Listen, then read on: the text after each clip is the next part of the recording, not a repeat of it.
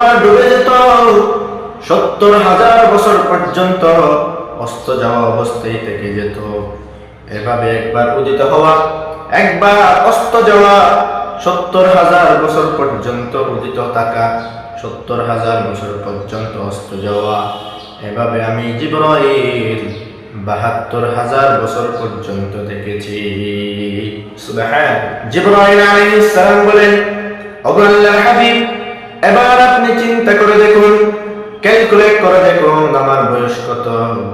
রাসূলুল্লাহ সাল্লাল্লাহু আলাইহি ওয়াসাল্লাম মুস্কি হাসলেন।